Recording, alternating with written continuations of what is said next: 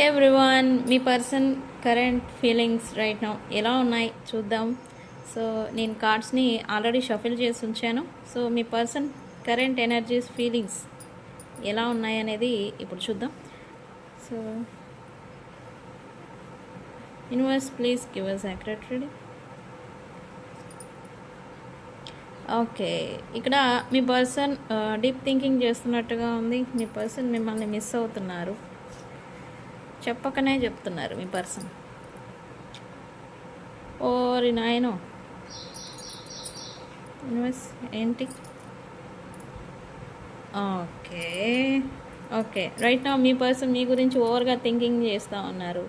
And మీకోసం, మీ energy కోసం మీ నుండి ఏదైనా సైన్ వస్తుంది రీయూనియన్ చేయడానికి, లేకపోతే మీ నుంచి ఏదైనా వస్తుందా అని మీకోసం, మీ ఎనర్జీ కోసం తను రైట్ నౌ క్రేవింగ్ చేస్తున్నట్టుగా ఇక్కడ చూపిస్తూ ఉంది.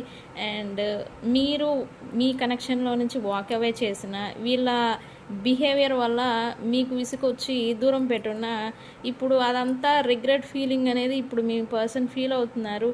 అండ్ వాళ్ళు స్వయంగా చేసుకున్నదే దానికి.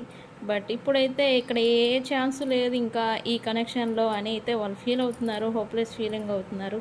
అండ్ మీ దగ్గరికి రావాలనేది, బట్ ఫాస్ట్లో మీ గురించి మీతో వాళ్ళు ప్రవర్తించిన తీరు, మిమ్మల్ని ట్రీట్ చేసిన విధానం అనేది మళ్ళీ వాళ్ళని వెనకకు లాగుతుంది అనేది ఇక్కడ చూపిస్తూ ఉంది.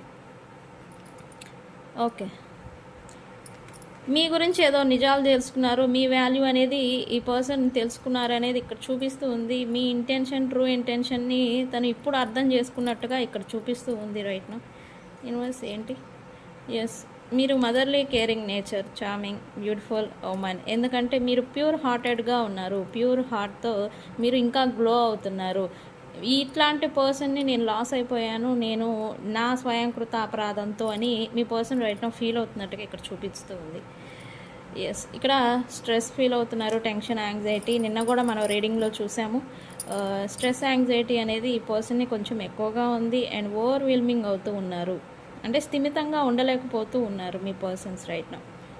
ఓకే గాయస్, ఇది మీ పర్సన్ కరెంట్ ఫీలింగ్స్ మీ గురించి. So please subscribe.